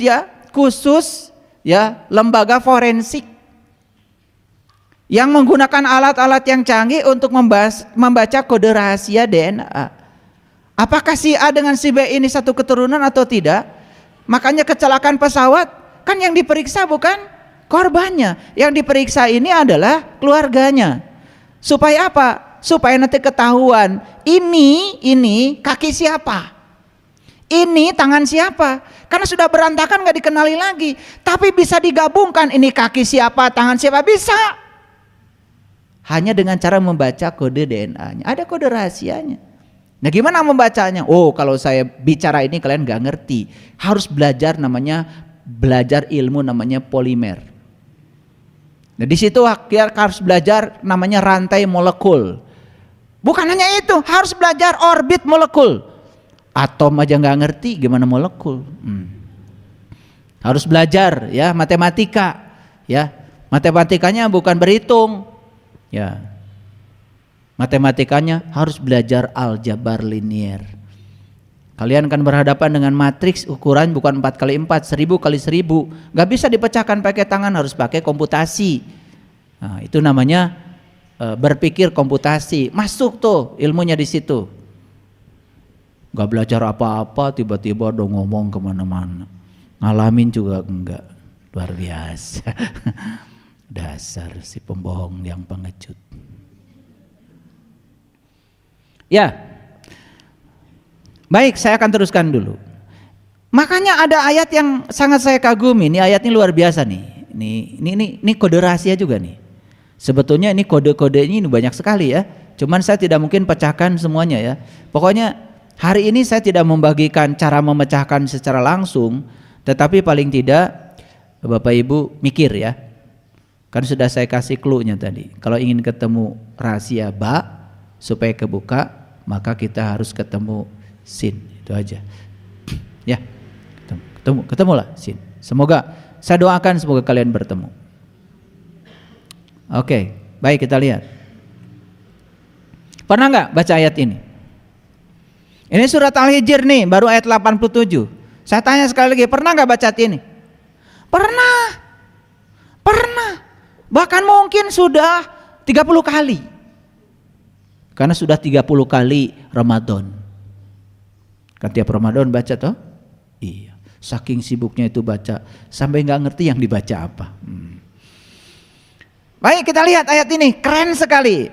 Walaqad atainaka sab'an minal masani wal Qur'anal azim. Dan sesungguhnya kami telah berikan kepadamu 7 tanda yang harus kau baca berulang-ulang. Keren banget. Dan sesungguhnya kami telah memberikan kepadamu 7 tanda. Tanda bukan ayat. Karena ayat itu bahasa Arab harus diterjemahkan ke dalam bahasa kita. 7 tanda yang kau baca berulang-ulang. Dan kalau membaca itu berulang-ulang, pinter. Melampaui pikiranmu yang terbatas. Memasuki kecerdasanmu yang tanpa batas. Banyak yang nanya sama saya, mungkinkah kita bisa melampaui pikiran yang terbatas, memasuki kecerdasan yang terbatas? Bukan mungkin, sangat bisa. Ulangi lagi. Walaqad atainaka sab'an minal masani wal Qur'anal azim. Dan sesungguhnya kami telah berikan kepadamu 7 tanda yang harus dibaca berulang-ulang. Itulah sesungguhnya bacaan yang paling agung. Oke? Kenapa bacaan paling agung? Karena yang dibaca Dia yang Maha Agung. Kok 7? Luar biasa. Nah, kalau saya ungkap rahasia ini lebih dalam lagi, oh subhanallah ya, lebih dalam lagi ya. Di sini ada kode-kode rahasia ya. Sayang sekali ya, banyak yang tidak tahu. Oke, saya akan buka sedikit lagi. Ini supaya penasarannya tambah dalam. Nah, jadi hari ini kompetensi yang saya bangun cuma satu, penasaran. Itu aja. Mari kita lihat ya, surat An-Naba itu ayat yang ke-12. Coba lihat ayat ini, keren banget ya.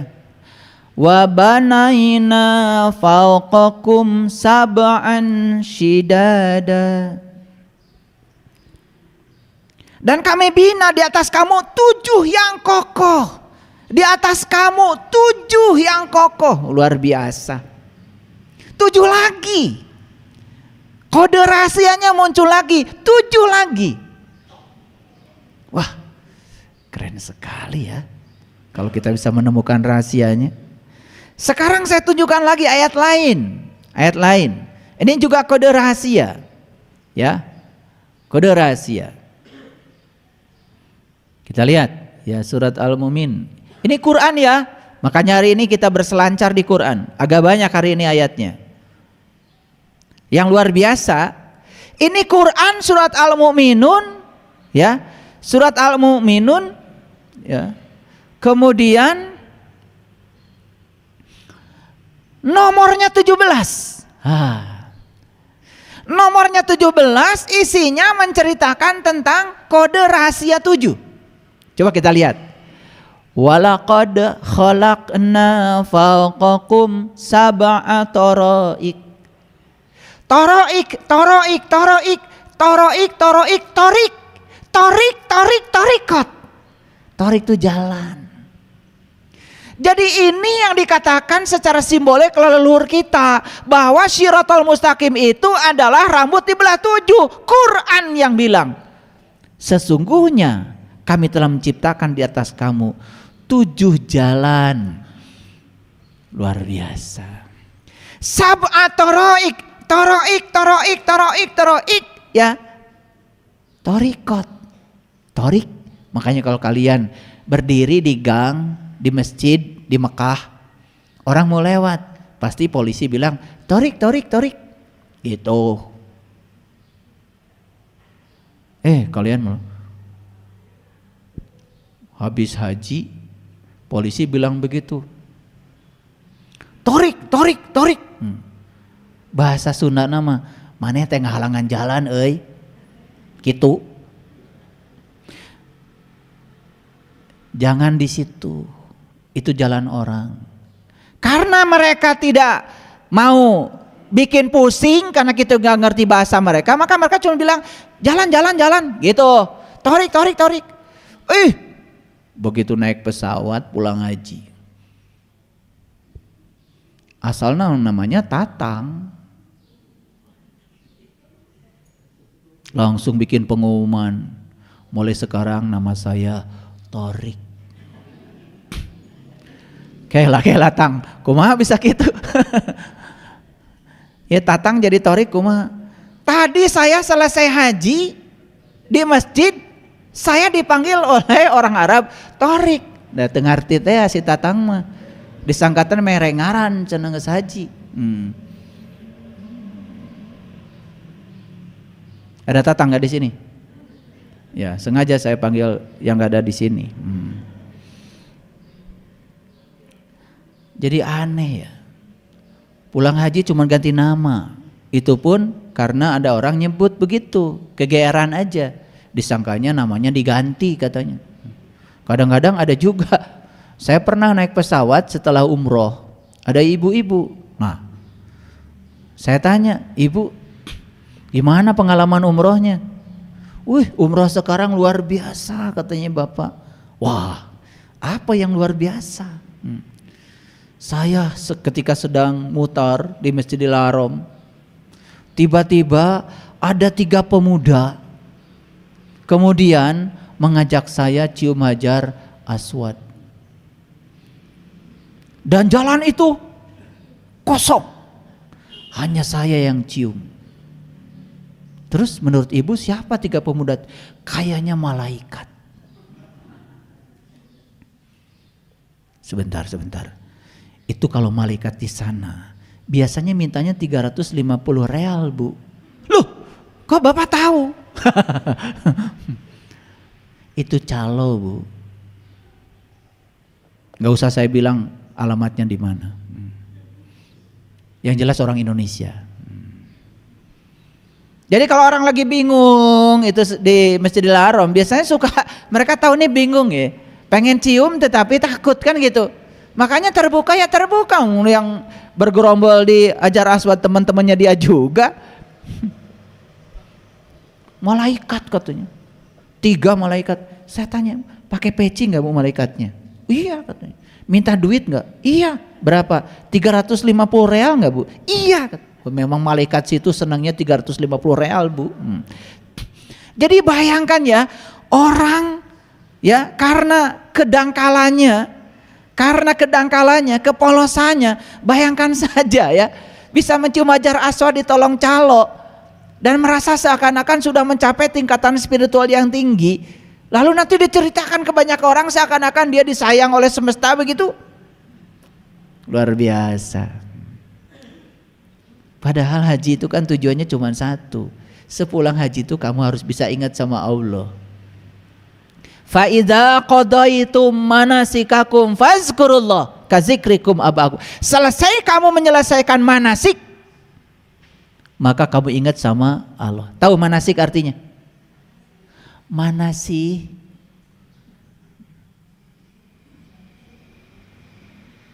Tahu manasik artinya? Manasik gitu.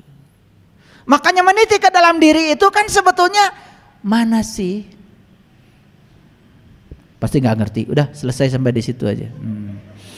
Telat mikirnya. Dan sesungguhnya kami telah menciptakan di atas kamu 7 buah jalan. Sab'at taraik. 7 tarik. Temukan 7 jalan itu. Ada dalam dirimu. Duh, luar biasa. Kode lagi. Betul nggak? Jadi kalau saya buka nih, terus saja buka, kode-kodenya itu terbuka, terus terbuka. Makin penasaran. Betul? Sekarang kita lihat ayat lain. Ya. Ayat lain. Ya.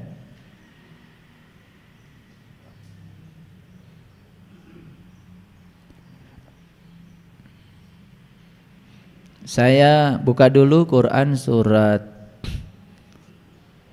Yusuf nih, surat Yusuf ini kode juga nih. Ya. Kita lihat ayat yang ke-43. Hari ini berselancar di Quran ya, banyak sekali. Baik kita lihat. Wa qalal malik. Malik, milik, ya, sering diartikan raja. Padahal milik itu kata dasar dari malaikat. Jadi milik itu adalah malaikat tekad. Jadi yang berkata sebenarnya bukan raja, itu tekad, keinginan yang ada dalam diri. Apa yang dikatakan? Sesungguhnya aku bermimpi melihat 7 ekor sapi betina. Tuh, kan yang dilihat juga 7 ekor sapi betina. Awas ya, bukan sapi jantan. Kembali lagi, ini adalah kode rahasia. Keren ya. Makanya manusia diciptakan Tuhan berpasangan. Berpasangan itu bukan suami istri. Berpasangan itu adalah ruhani dan jasmani. Ruhani di Quran disebutnya laki-laki, jasmani disebutnya perempuan. Jadi sebenarnya kita ini sudah sepasang. Karena sepasang sudah sempurna. Gitu. Nah, lalu menikah apa? Menikah itu latihan untuk menerima perbedaan. Supaya kita jadi mantap dalam hidup. Karena nikah itu setengah agama. Makanya beruntung tuh yang bisa menikah. Berarti kalian sudah masuk universitas setengah agama. Karena disitulah kita latihan ya menerima perbedaan yang paling berat. Betul nggak? Iya. Dulu kan waktu sendiri pengen nikah, udah nikah pengen sendiri. Dasar kalian itu gak jelas.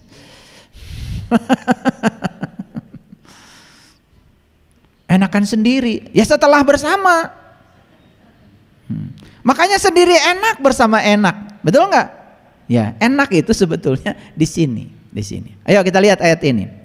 Jadi si Malik ini, Malik ya, waqalal maliku, Malik malak milik malakaini malaikat. Jadi malaikat itu makanya artinya tekad sebetulnya. Kekuatan terdalam pada diri kita. Oke. Sesungguhnya aku bermimpi melihat 7 ekor sapi betina yang gemuk-gemuk dimakan oleh 7 ekor sapi betina yang kurus-kurus. Pusing kan baca ayat ini? Gimana 7 ekor sapi betina yang gendut dimakan sama 7 ekor sapi betina yang kurus? Kumaha? Kalau nggak tanya orang yang berilmu, pusing ayat ini. Ya, iya. Sama dengan pertanyaan gimana caranya memasukkan gajah ke dalam kulkas. Betul nggak? Iya. Padahal kan gampang, ya toh? Iya, buka kulkasnya, ambil gajahnya, ya masukin aja, gitu aja kok. Cuma ditanya caranya aja kok. Masuk nggak gajahnya? Teing, gitu. Kan caranya aja. Betul nggak? Iya.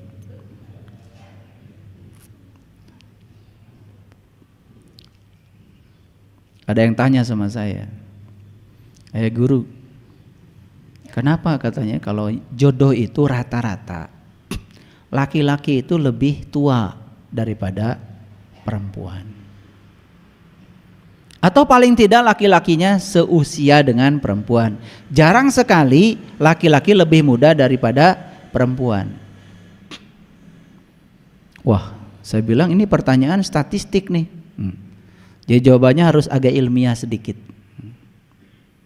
Jawaban saya sederhana. Kenapa laki-laki harus lebih tua atau seumur dengan perempuan? Karena ketika perempuan itu sudah mulai peot, kan laki-laki juga mulai kabur matanya, jadi kan seimbang. Jadi peotnya nggak kelihatan. Itu maksudnya sebetulnya. Iya kan? Ketika istrinya mulai peot kan dia juga katarak, betul nggak? Coba, yang katarak nggak bisa lihat kan? Ya istrinya peot, kan aman. Itu sebetulnya. Ya udah, hiburan aja supaya kalian nggak ngantuk. Karena di belakang sana tadi udah ada mulai yang ngagaleong ya. Aku bermimpi melihat 7 ekor sapi betina yang gemuk-gemuk dimakan oleh sapi betina yang kurus. Ini terpaksa nggak dibuka di sini rahasianya. Tapi yang sudah dibuka rahasia oleh saya kan pasti ngerti kan? Masa nggak ngerti? Ngerti kan? Sapi yang gemuk ditelan sama yang kurus gitu. Berarti kalau ditelan masuk nggak? Ya masuk. Sama seperti Nabi Yunus ditelan ikan. Sama. Paham maksud saya? Stop sampai situ, takut kebablasan. 7 bulir yang hijau dan 7 bulir lainnya yang kering. Yang hijau ketemu yang kering. Ngerti? Ya. Kan begitu seseorang meniti ke dalam diri, sudah ketemu dengan kode rahasia yang 7, kan yang kering jadi hijau. Betul nggak? Yang panas jadi dingin. Betul nggak? Iya. Betul kan? Kok banyak yang bengong? Ya kan? Ya. Setan yang asalnya liar jadi dicangcang kan? Biar pusing sekalian.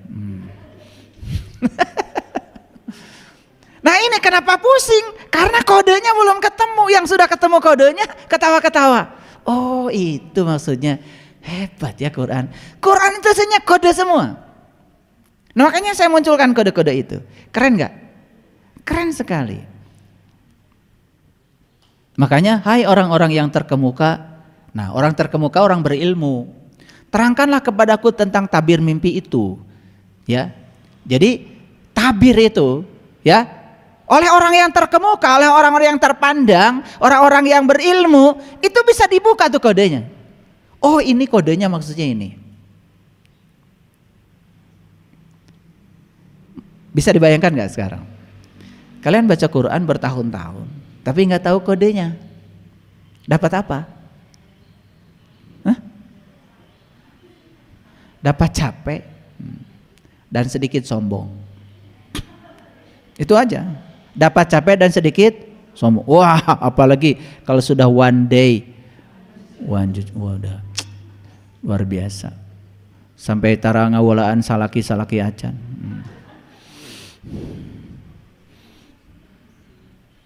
Soleh pisan. Cek manehna. Ya. Nah, kita lihat ayat lain. Saya buka. Ini rahasia juga. Jadi sebenarnya kalau saya bukakan ini terlalu banyak ya, ini kode rahasia itu. Cuman ya sayang sekali ya kita tidak tahu. Tapi ini kan supaya para sahabat jadi bingung kan? Pokoknya ngaji dengan saya, bingung itu udah bagus. Gitu. Bingung itu tandanya mikir. Ya. Berarti kalau bingung tuh bagus, mikir kan? Nah, yang parah itu kalau bingung ngerti enggak. Nah itu. Jadi udah dari tadi gitu ngaji dengan saya, bingung enggak Bu? Enggak. Terus ngerti? Enggak juga. Nah itu yang berbahaya itu. Bingung enggak, ngerti enggak, itu yang berbahaya. Jadi kalau habis ngaji dengan saya puyeng gitu, bagus, itu masih ada tanda-tanda untuk jadi orang benar lah. Kita lihat ayat ini. Alladzi khalaqas sab'a samawati tibaqa. Ya. Yang telah menciptakan 7 langit berlapis-lapis. 7 langit. Nah. Ini lihat saya semuanya. Kalau saya bicara langit, pasti kalian keluar kan? Betul nggak? Mana langit? Itu yang biru katanya.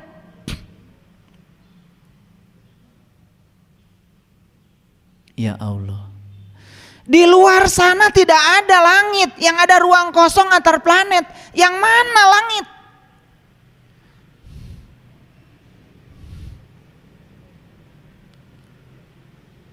Yang warna biru itu bohong. Kalau kita juga ke atas tembus, nggak ada kok. Malah kebalik kok. Begitu kita naik pesawat dari atas ke bawah, yang bawah malah kelihatan biru. Biru itu tipuan mata. Karena pembelokan cahaya, disebutnya dispersi cahaya bahasa fisikanya. Gunung dari dekat kelihatan nggak biru, tapi dari jauh kan biru, betul nggak? Deketin tuh gunung nggak biru. Ada nggak biru itu? Nggak ada. Kalau gitu langit biru ada nggak?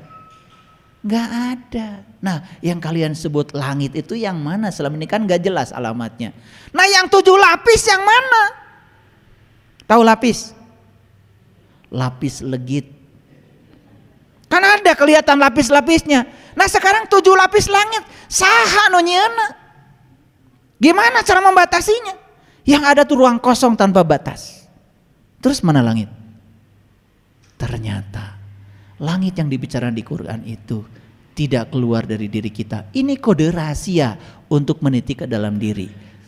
Makanya setelah bertemu 7 lapis langit dalam diri, puncak terakhirnya bertemulah puncaknya kesadaran yang disebut dengan Sidratil Muntaha. Ternyata Nabi Muhammad pun menyampaikan ya, 7 lapis langit itu menyatakan 7 lapis kesadaran.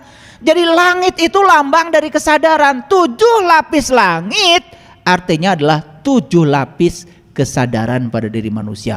Puncak kesadaran tertingginya namanya adalah Sidrah Al-Muntaha, puncak kesadaran. Nah, yang 7 lapis kesadaran apa? Dilambangkan dalam perjalanan Isra Mi'raj. Yang pertama adalah lapisan kesadaran Adam, lapisan kesadaran Yahya, lapisan kesadaran Yusuf, lapisan kesadaran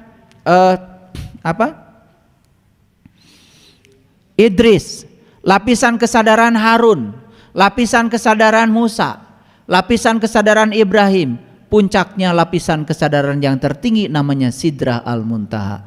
Itulah lapisan-lapisan kesadaran yang harus kita capai. Nah sekarang kita ada di lapisan kesadaran yang mana? Lapisan kesadaran yang paling rendah adalah Adam. Adam itu materi. Lapisan kesadaran materi. Coba. Lapisan kesadaran yang kedua, lapisan kesadaran Yahya. Yahya itu hidup. Hidup itu energi. Materi dengan energi itu setara. Kita ada di lapisan mana? Mohon maaf, kalau diuji, materi pun kita tidak masuk. Kenapa? Ngerti nggak materi itu apa? Nggak ngerti. Lolong bonconong, melihat sesuatu nggak pernah tahu pesannya apa. Jadi lapisan kesadaran yang pertama aja kita belum tahu, gimana yang kedua? Gimana mencapai Sidrah Al-Muntaha? Coba. Lolong bonconong. Kenapa? Karena masih tertutup mata kolbunya. Poek. Dalam kegelapan semuanya tidak akan terlihat.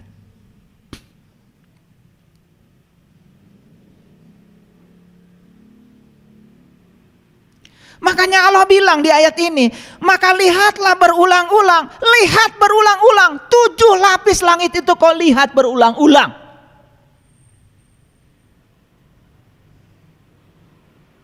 Keluar gitu, Barimoyan. Itu namanya MUI. Tahu MUI? Moyan Unggal Isuk.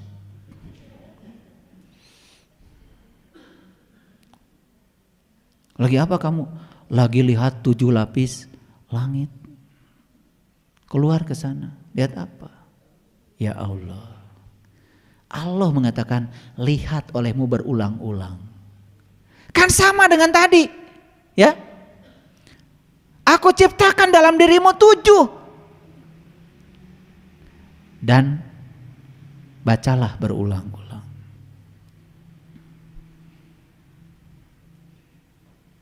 Hebat gak kode rahasia Quran? Keren gak? Luar biasa. Keren bagi yang sudah tahu. Yang belum tahu boro-boro pengen bilang keren. Pusing. Nah makanya yang pusing, saya ucapkan selamat. Kenapa kalian pusing? Karena selama ini tidak pernah ada keinginan untuk tahu. Terus aja disibukkan dengan bacaan, terus aja disibukkan dengan lagu, terus disibukkan dengan suara bagus. Maaf ya, agama itu bukan soal suara bagus, bukan soal bacaan bagus. Agama itu soal kesadaran. Sepanjang kita tidak menemukan kesadaran dalam beragama, sepanjang itu pula kita tidak sadar. Tidak sadar artinya apa? Pingsan. Tidak sadar artinya apa? Mabuk. Makanya orang mabuk sholat aja gak boleh. Kan di Quran ada kata-kata tidak boleh orang mabuk mendekati tempat sholat. Apa yang kita tangkap selama ini? Orang mabuk yang sedang minum khamar boro-boro ingat sholat. Siapa mah? Yang berbahaya itu, mohon maaf, orang sholat tapi tidak tahu siapa yang disembahnya. Orang sholat tapi tidak ingat kepada Allah yang disembahnya, itu mabuk tuh. Bukan minum khamar. Allahu Akbar, jalan-jalan ke pasar. Begitu Allahu Akbar, gunting teh geningan diinjem ku tetangga. Oh tadi teh geus dibalikeun. Oh iya, lupa tadi suami motong-motong celana kolor.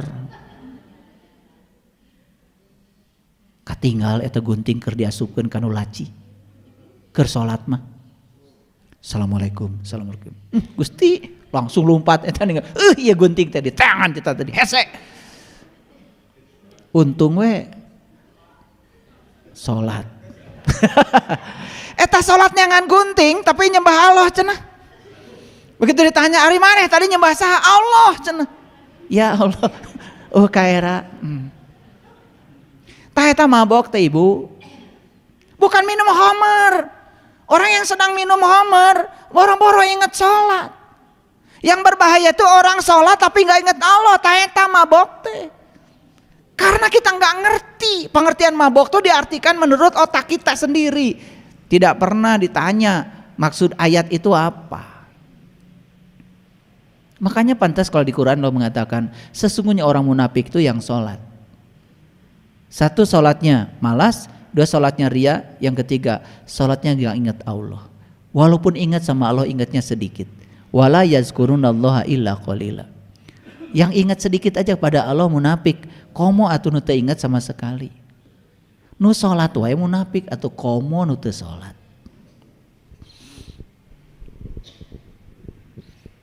Tapi jangan kecil hati. Ayah, tetangga saya itu sholatnya rajin. Terus itu ngomongin orangnya. Tekun banget. Terus masalahnya apa? Tadinya dia mau kurnaon sholat. Maneh ge masih kena ngomongkeun batur. Lalu jawaban saya apa? Bu, sholat aja. Dia masih ngomongin orang tekunnya kayak gitu. Ngomong teh sholat. Itu berpikir positif namanya. Ya. Itu orang pulang umroh, peditnya luar biasa. Umroh aja pelitnya kayak gitu. Gimana nggak umroh? Itu berpikir positif namanya. Paham? Awas, jangan cari pembenaran. Kalian suka cari pembenaran. Mending kita sholat tuh. Jadi salah mengambil kesimpulan. Ya, oke. Sudah banyak saya bukakan rahasia. Kode-kodenya banyak. Kalau saya bukakan lagi tambah panjang. Nah, supaya bingungnya tidak kepanjangan, stop sampai di sini. Karena nanti saya juga jadi bingung. Kalau kalian tambah bingung. Karena kalau saya menjelaskan tidak boleh terlalu jelas. Karena terlalu jelas itu jadi tidak jelas. Betul nggak? Kelelawar tuh nggak bisa lihat apa-apa siang hari karena terlalu jelas. Malam baru bisa lihat. Ya, gitu. Makanya mohon maaf hari ini kode rahasianya tidak terlalu jelas. Supaya tambah tidak jelas. Silakan mencari sendiri karena semua kode sudah ada dalam diri kalian. Allah sudah memberikan kepada kalian akal untuk berpikir, renungi apa yang saya sampaikan. Semoga ini bisa menjadi bahan untuk renungan. Terima kasih. Assalamualaikum warahmatullahi wabarakatuh.